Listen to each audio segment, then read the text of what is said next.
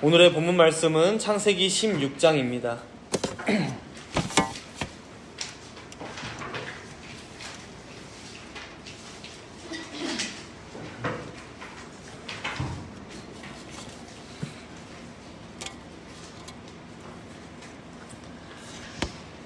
제가 봉독은 창세기 16장 1절에서 6절까지만 봉독하도록 하겠습니다.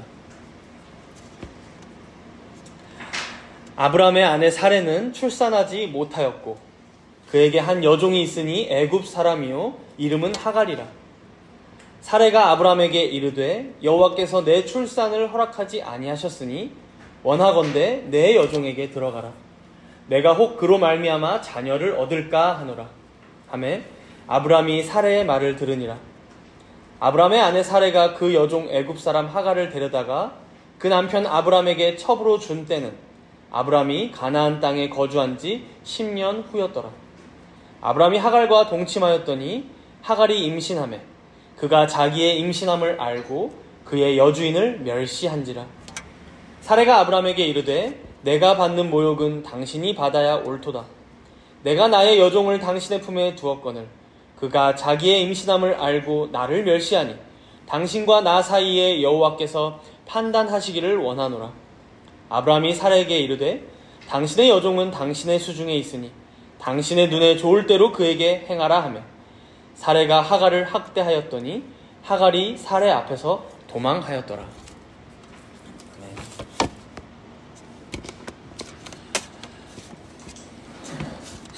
오늘 본문의 배경은 아브람과 사레가 가나안 땅으로 들어온 지 대략 10년쯤 되었을 때의 내용입니다. 본문 3절 끝에 보니까 이 시기에 대해 명확하게 이렇게 말씀하고 있죠. 아브람이 가나안 땅에 거주한 지 10년 후였더라. 이게 창세기 12장부터 16장까지 오는 동안 이제 10년의 시간이 흐른 거니까 그 사이에 어떤 사건이 있었나 생각해보면 아브람은 기근 때문에 애굽에도 한번 다녀왔었고 또 중간에 조카 롯과도 헤어지기도 했고 국제적인 전쟁을 치르기도 했고 다시금 하나님께서 그에게 약속을 해주시기도 하고 잠깐 우리가 생각해봐도 꽤나 여러 일들을 겪었습니다. 이 10년이라는 세월이 짧지 않아서이겠죠. 우리가 이 10년이라는 세월을 한번 생각해보자면 여러분은 10년 전에 그러니까 2014년쯤에 다들 뭐 하면서 지내셨습니까? 저희 가정이 올해로 결혼 10년째인데 지금처럼 저렇게 아이가 있을 줄도 몰랐고 또 이렇게 정다문교회를 함께 다니며 또 섬기게 될 줄도 몰랐던 것 같습니다. 10년이면 강산이 변한다는 말도 있지만 여기 앉아 계신 여러분들 모두에게도 10년이란 세월, 그러니까 10년 전과 비교하면 삶의 변화가 굉장히 컸을 거라고 생각합니다. 오늘 본문 말씀은 그 만만치 않은 10년의 세월을 지나면서 아브람과 사레의 믿음이 계속해서 어떻게 변해가고 있는지를 보여주는 말씀입니다. 오늘 본문 1절을 우리가 한번 읽어보겠습니다. 본문 1절입니다. 아브람의 아내 사레는 출산하지 못하였고 그에게 한 여종이 있으니 애굽 사람이요 이름은 하갈이라. 본문이 어떻게 시작하고 있습니까? 아브람의 아내 사레는 출산하지 못하였고, 즉 10년이 지났지만 여전히 이 가정의 문제는 해결되지 못하였고 라는 의미입니다. 지난주에 15장에서도 봤지만 이 문제가 여전히 해결되지 않고 있다 보니 아브람이 하나님께 어떻게 요청합니까? 자신에게는 자녀가 없으니, 후사가 없으니 자신의 종 다메섹 사람 엘리에셀을 제 후사로 삼겠습니다 라고 요청하기도 했죠. 여러분, 하나님은 영원하시죠. 즉 시간을 초월하여 존재하십니다. 그러나 피조물은 어떠합니까? 시간에 매여 살아갑니다. 시간의 한계 속에 살아갑니다. 그렇다 보니 시간이 지나면서 변하는 상황들이나 환경들을 보면서 때로는 하나님을 신뢰했다가 때로는 하나님을 불신했다가 때로는 하나님이 믿어지기도 했다가 때로는 다 포기하기도 했다가 하는 것이죠. 지금 아브람과 사레도 마찬가지입니다.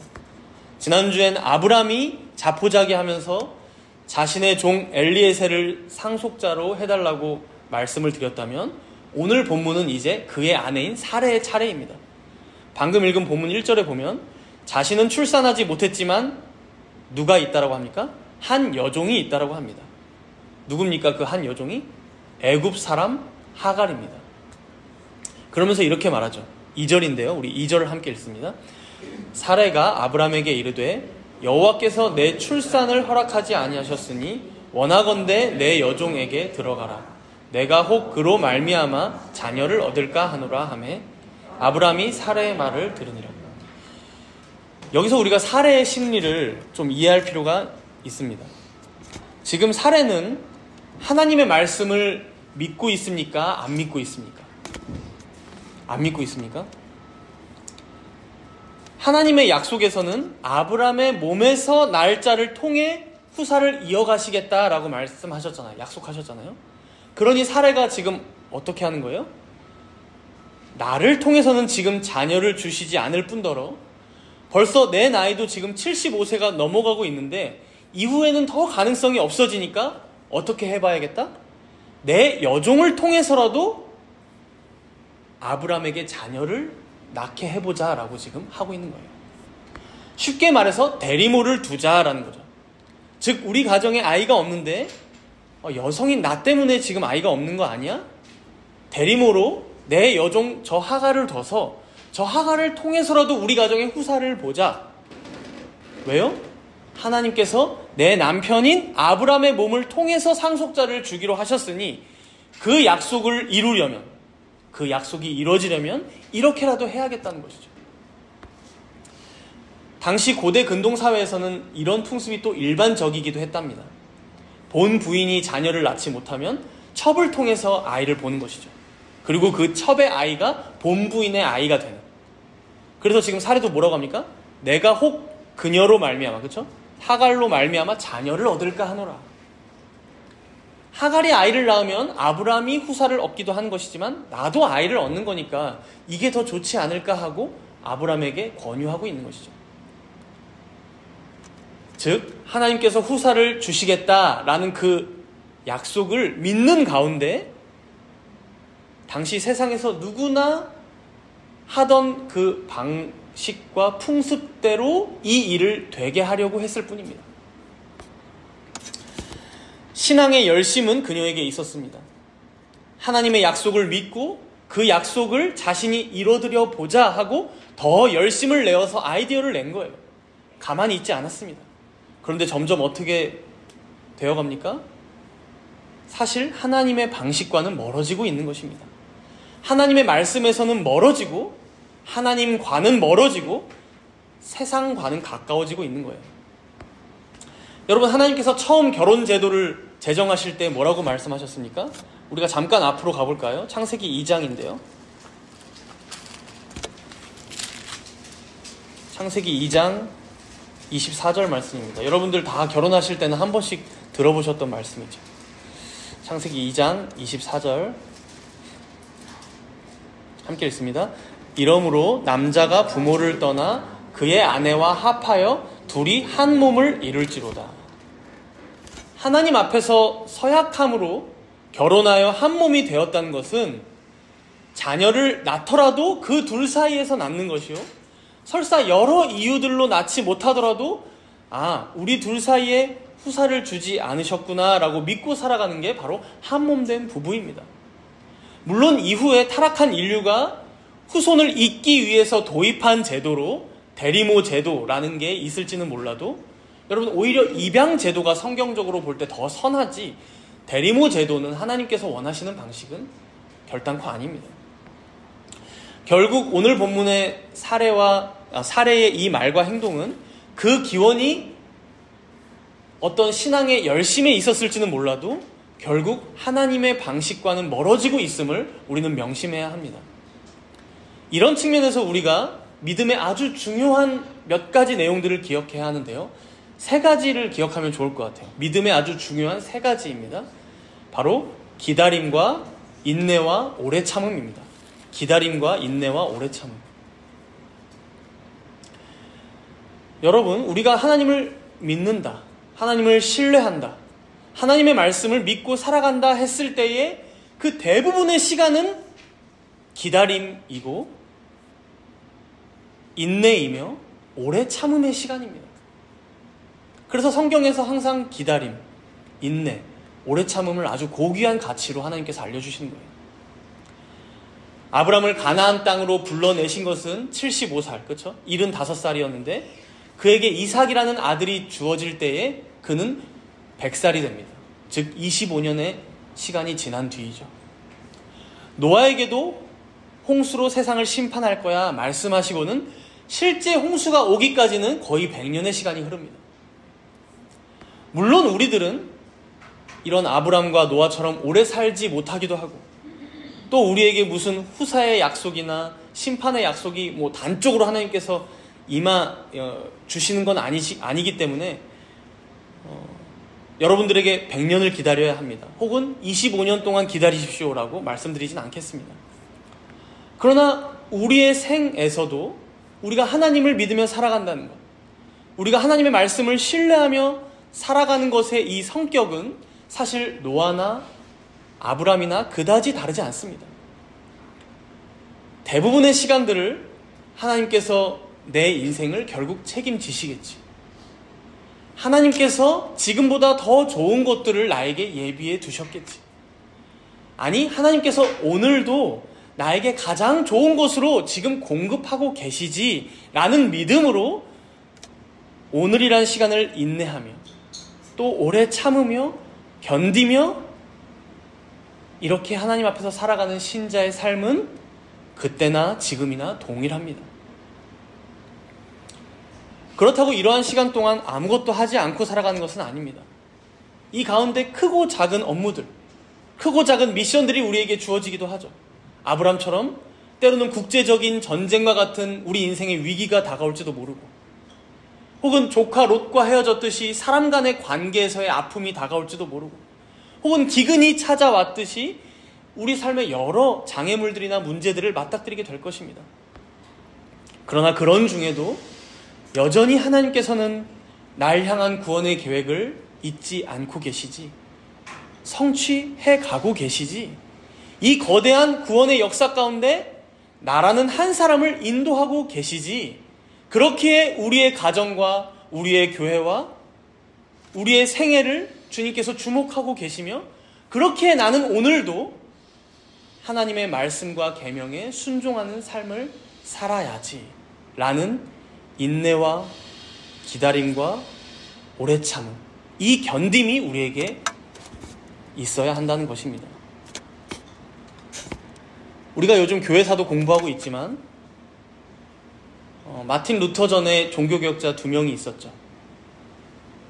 떠올려 보세요. 누구였어요? 잉글랜드에 존 위클리프가 있었고 체코에 얀 후스가 있었죠.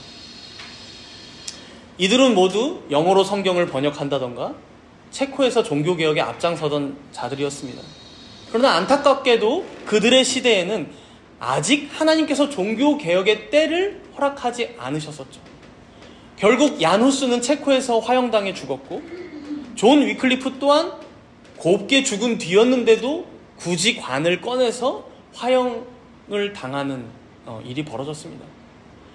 그러나 한 50년 뒤였던 루터의 시대에는 어떠했습니까? 우리가 지난주에 영화도 봤지만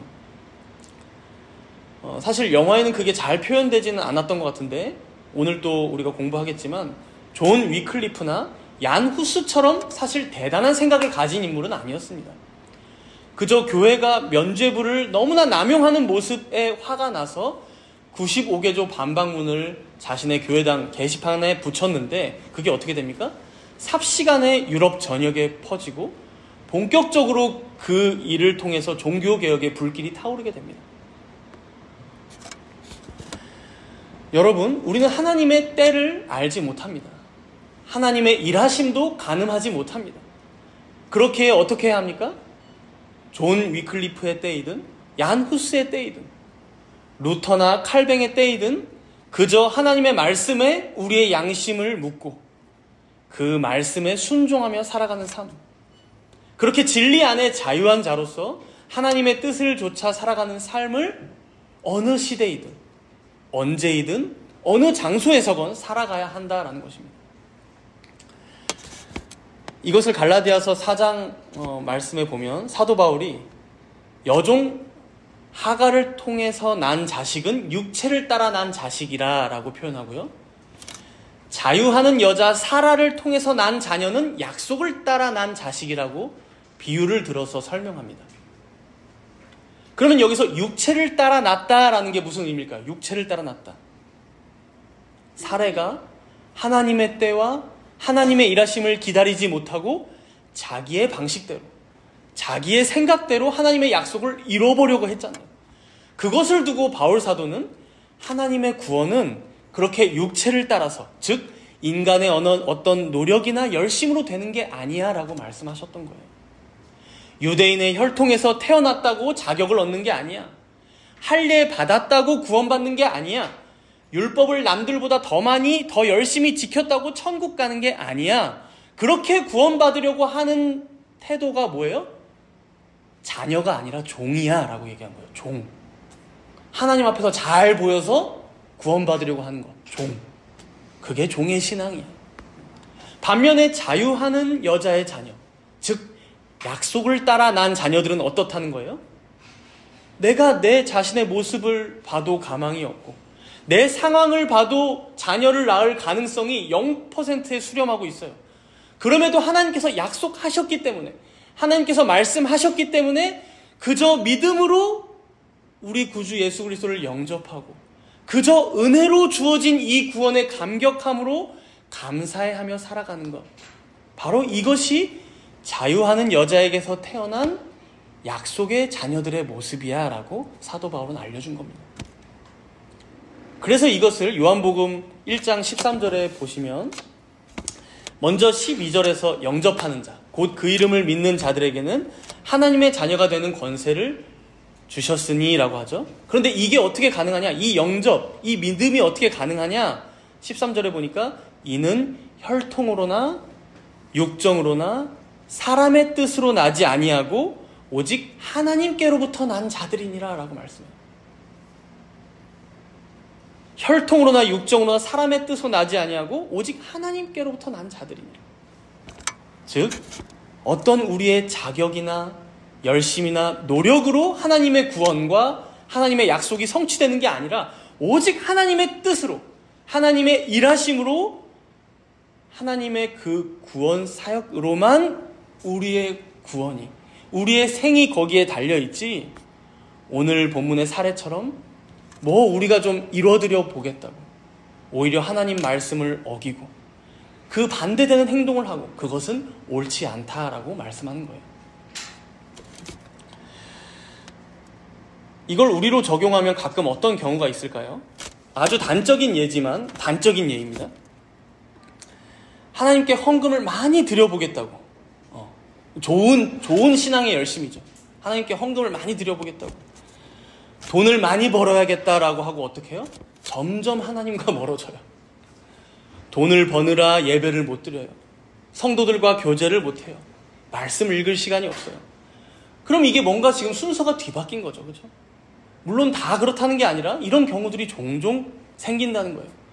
교회도 어떻습니까? 교회도 하나님께 예배를 잘 드리려면 예배당도 확보가 돼야 되고, 그죠? 음향도 좋아야 되다 보니까 교회 건축을 시작해요. 근데 건축하면서 어떻습니까?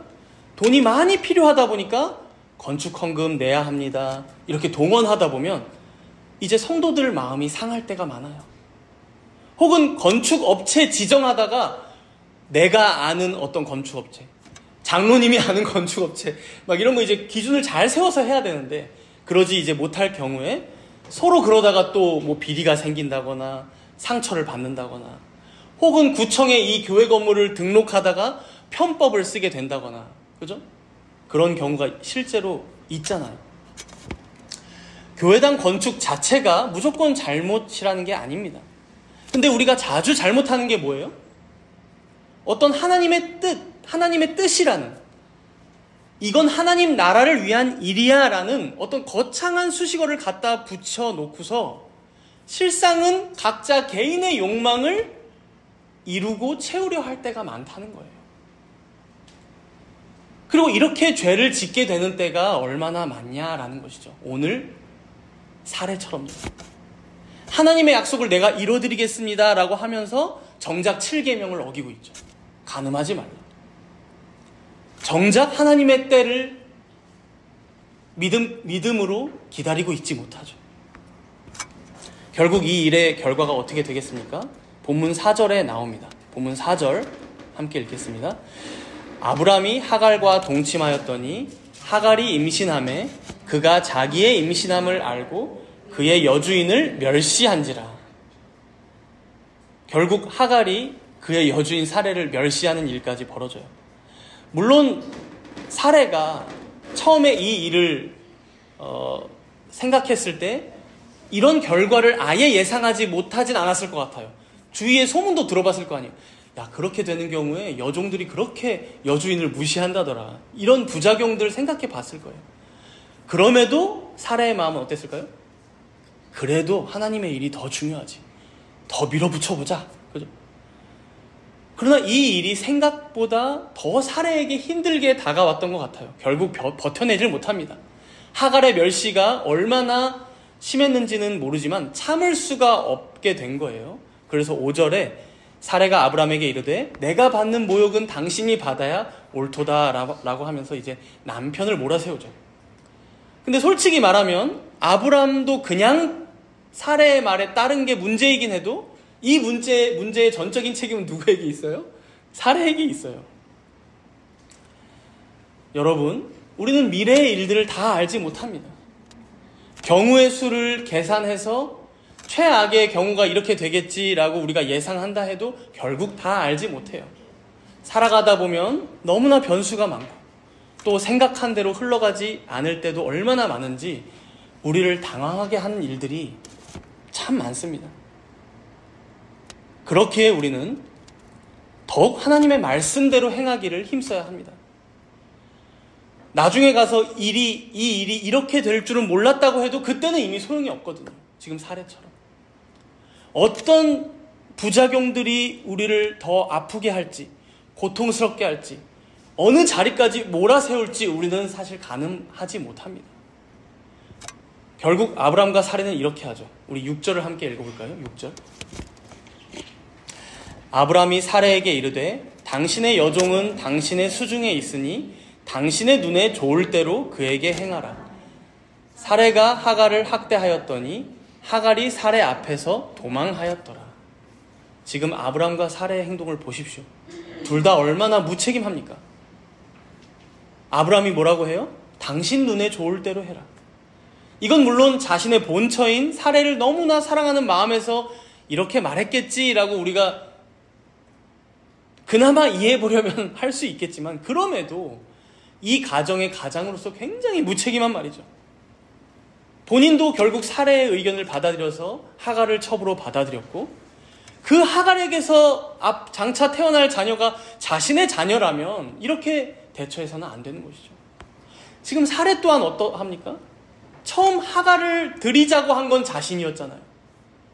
그럼 아이를 낳고 나서 이후에 이 문제에 대해서 다시금 생각을 해보든 혹은 하갈도 데려온 다음에 아브람에게 가서 중재를 요청하든 해야 할 거 아니에요.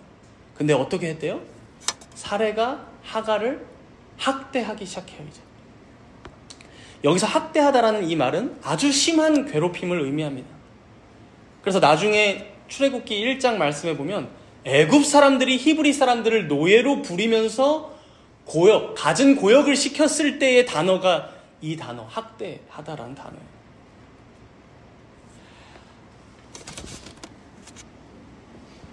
이 사례의 행동을 통해서 우리는 우리의 거창한 명분들이 얼마나 쓸데없을 수 있는지를 알게 됩니다. 하나님 나라를 위하겠습니다. 하나님의 약속을 제가 성취하겠습니다. 라는 사례의 이 마음이 얼마나 지금 기본부터 지켜지지 않고 있는지를 알 수 있는 대목이죠. 진정으로 아브람과 사레가 하나님의 약속을 믿고 신뢰하는 마음으로 하갈이라도 첩으로 드려도 되겠습니까? 하나님께 여쭤보고 그런 식으로 결정을 그래도 해보려고 했다면 지금의 이 행동들은 어떠해야 합니까?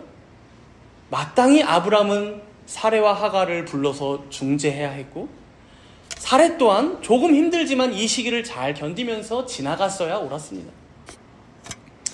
사랑하는 여러분, 하나님의 뜻을 이루는 것, 하나님의 약속이 성취되기를 사모하며 기다리는 것은 우리의 먼 데에 있지 않습니다. 뜻이 하늘에서 이루어진 것 같이 이 땅에서도 이루어지기를 기도하는 것은 어떤 거창한 명분이나 대단한 운동에 있지 않습니다. 40일 금식 기도하는 자리에 있는 게 아닙니다.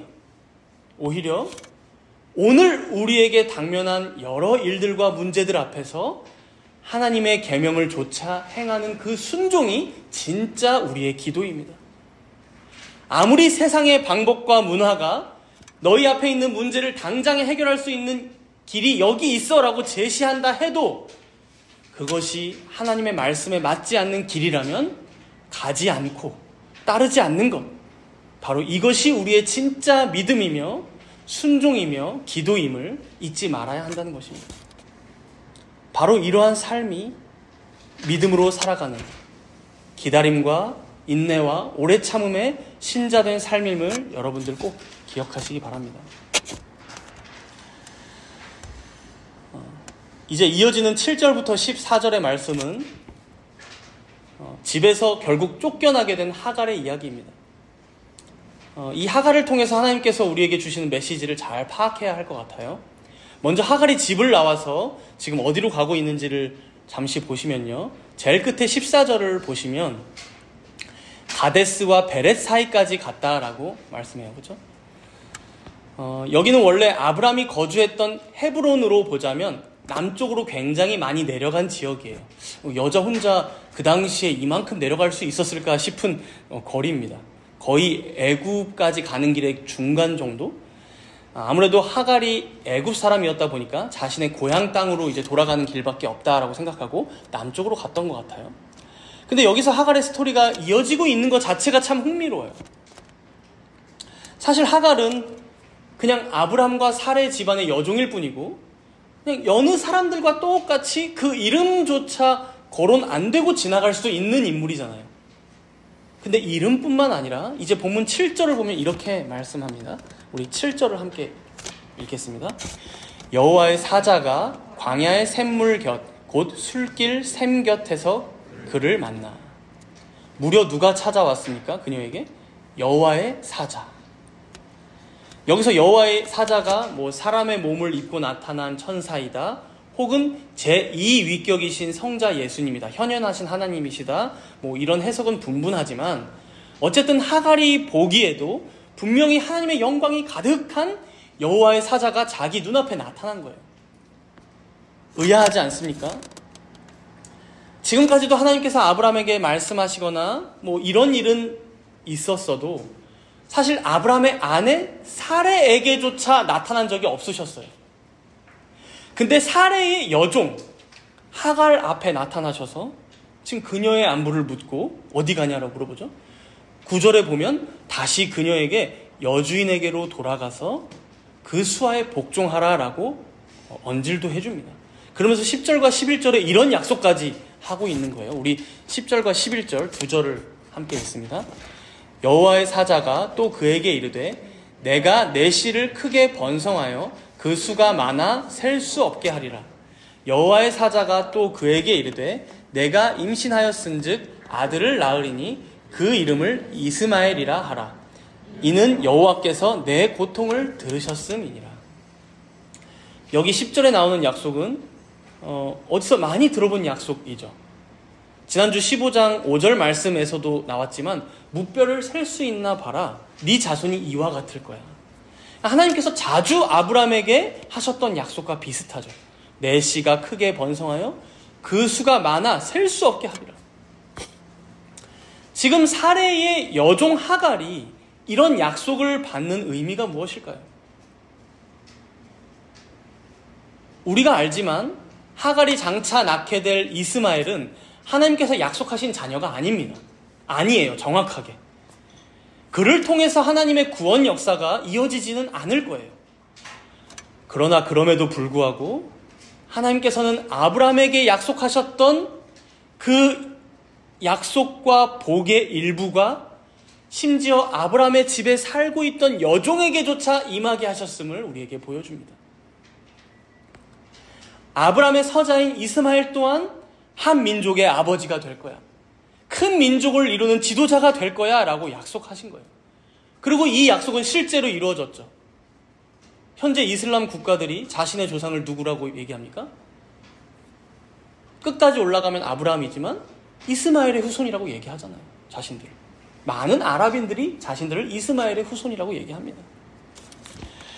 11절에 보니까 이러한 이스마엘의 이름의 뜻이 뭐라고 합니까?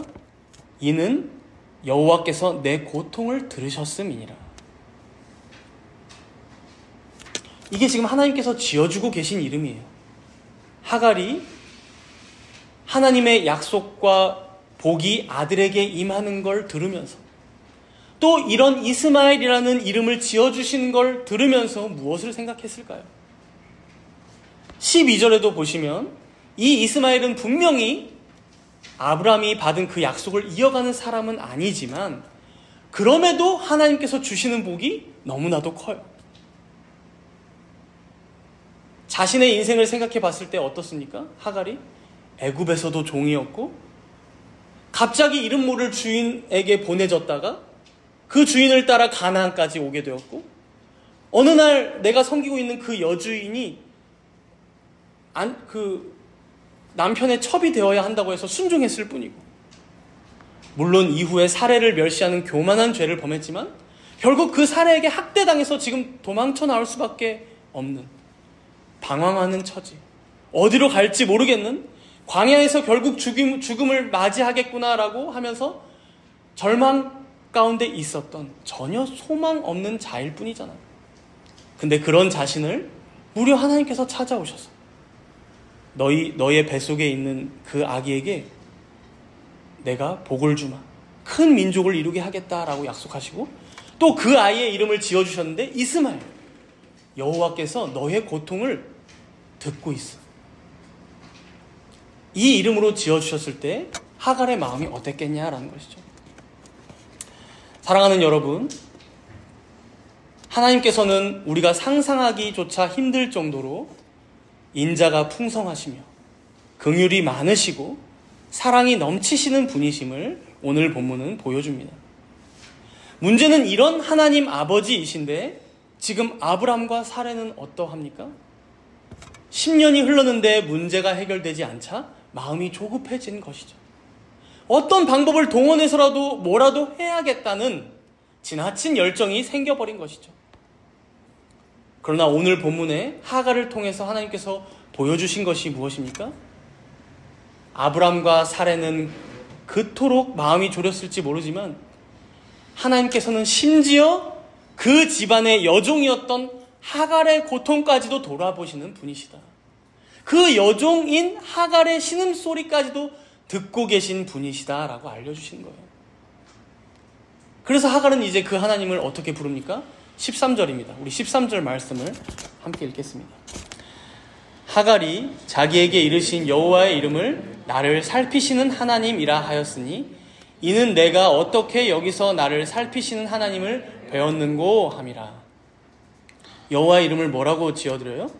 나를 살피시는 하나님. 오늘 설교 제목이기도 한데요. 이게 히브리어로는 엘로이라고 합니다. 엘로이, 나를 살피시는 하나님. 당신은 엘로이이십니다. 당신은 나를 살피시는 하나님이십니다. 라고 고백한 거죠. 그러면서 14절에 보니까 자신이 있던 그 장소의 이름을 뭐라고 짓습니까? 이러므로 그 샘을 브엘라 헤로이라 불렀으며, 브엘라 헤로이가 무슨 뜻일까요? 여러분 각주가 달려있는 성경책이시면 각주에 나와 있어요. 나를 살피시는 살아계신 이의 우물이라 라는 뜻이에요. 나를 살피시는 살아계신 이의 우물이라. 하갈이 지금까지는 내 주인인 아브람과 사레의 하나님만 되어주시는 줄 알았는데 무려 내가 그 집을 떠나서 이렇게 광야에 혼자 방황하고 있는데도 찾아와 주시고 돌보고 살펴주신다 말씀하시고 이후에 태어날 이 아들에게도 복을 주시고 하나님의 그 성품이 얼마나 선하시며 인자하시며 영원하신지를 하갈이 명확하게 경험하고 믿게 된 것이죠. 그리고 이 얘기는 이제 단지 하갈에게서 끝나지 않습니다. 하갈은 아마 이때 여호와의 사자를 만난 후에 다시 아브람의 집으로 돌아간 것 같아요. 15절의 말씀이 이어지고 있죠. 우리 15절 말씀 함께 읽습니다. 하갈이 아브람의 아들을 낳음에 아브람이 하갈을 낳은 그 아들을 이름하여 이스마엘이라 하였더라. 하갈이 아들을 낳자 아브람이 그 이름을 무엇으로 지어줍니까? 이스마엘. 여호와께서 내 고통을 들으셨다라는 이름으로 지어줍니다. 이게 어떤 의미일까요? 하갈이 경험했던 일들을 아브람 또한 다 전해 들은 것이죠. 하갈에게. 하나님께서 아브람에게 직접 말씀해 주진 않으셨지만 광야를 헤매고 있던 하갈을 찾아와 그녀의 고통을 다 들으신다 말씀하시며 그녀를 돌보시고 지켜주셨다는 얘기를 아브람은 다 전해 들었던 것이죠. 또한 이 아들이 약속의 자녀가 아님에도 불구하고 그저 여종의 자녀임에도 불구하고 즉 자신과 아내의 잘못과 실수로 태어난 이 아들에게도 큰 민족을 이루는 복을 주시고 그를 돌봐주실 거라는 약속을 아브람이 전해 들었을 때 어떤 마음이 들었을까요? 시시때때로 자신의 믿음이 약해졌던 과거의 시간들이 하나님 앞에서 부끄러워졌을 것입니다. 하나님의 일하심을 믿는다 하면서도 사실은 신뢰하지 못하며 잘못된 열정으로 이를 그르쳤던 것을 후회하며 하나님 앞에 슬퍼하고 회개했을 것입니다. 이것은 아브람의 아내 사레 또한 마찬가지였겠죠. 사랑하는 여러분, 우리의 한계는 명확합니다. 우리는 시간에 매여 살아가고 환경과 상황에 제한되어 살아가고 경우의 수와 확률에 얽매여 살아갑니다. 우리의 이성으로 생각했을 때, 우리의 판단으로 미래를 가늠해 볼 때 언제나 우리의 결론은 똑같습니다. 바로 절망만이 가득하다는 것. 내 힘과 내 노력과 내 열심으로는 내 인생도, 내 구원도, 나의 미래도 전혀 소망이 없다는 것입니다. 그렇다 보니 어떻게 합니까? 더 마음이 조급하여져서 기다리기를 힘들어합니다. 자꾸 무엇인가 내 방법대로, 세상이 알려주는 방식대로 무엇을 해보려 합니다. 그리고 실제로 그게 좀 되어져 가는 것 같으면 내심 뿌듯해하기도 합니다. 그러나 항상 더 중요한 것이 있음을 우리는 기억해야 합니다. 과연 내가 생각한 방법이, 내가 고안해낸 이 방식이 진정 먼저 그 나라와 그의 의를 구하는 일인가? 하나님의 말씀에 부합하는 방식이며 하나님의 계명에 순종하는 길인가 하는 것입니다. 오늘 하갈에게 나타나셔서 그녀를 돌보신 하나님을 기억하시기 바랍니다. 하물며 하나님의 택하심을 받고 영원한 구원의 복락을 약속받았던 아브람과 사레는 하나님께서 어떻게 인도하시겠습니까? 친히 하갈을 찾아오셔서 돌보시고 살피신 하나님께서 하물며 아브람과 사레는 어떻게 살펴주시겠냐라는 것입니다. 더 나아가 하갈의 고통과 신음을 들으셨던 하나님께서 하물며 우리의 신음과 고통과 기도는 들어주지 않으시겠습니까? 적어도 우리가 이 말씀을 믿는다면 우리 또한 하갈처럼 고백해야 합니다.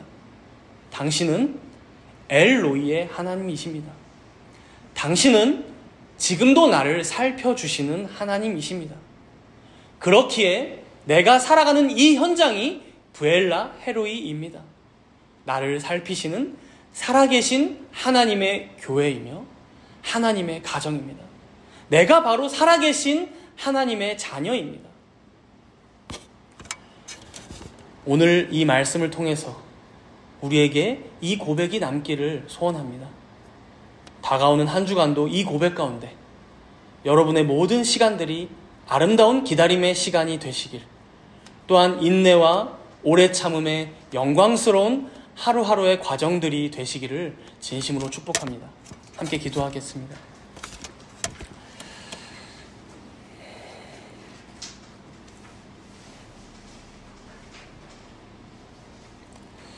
오늘 말씀을 통해 우리 자신의 모습을 돌아보았습니다. 하나님의 약속보다 눈앞의 현실에 급급해하고 불안과 조급함에 사로잡혀 인간적인 방법을 의지했던 아브람과 사례처럼 우리 역시 하나님보다 세상을 더 의지하며 살아오진 않았는지 되돌아보며 회개하도록 하겠습니다. 하지만 동시에 우리를 향한 하나님의 변함없는 사랑과 신실하심을 다시 한번 확인했습니다. 광야에 홀로 버려진 하갈을 찾아오셔서 그녀의 고통을 들으시고 엘로이 살펴주셨던 것처럼 지금도 주님은 우리의 고통과 눈물을 외면하지 않으시고 여전히 우리의 위로와 소망이 되어주십니다. 이 하나님께 감사하며 우리 잠시 동안 이렇게 회개와 감사의 기도로 간구하도록 하겠습니다.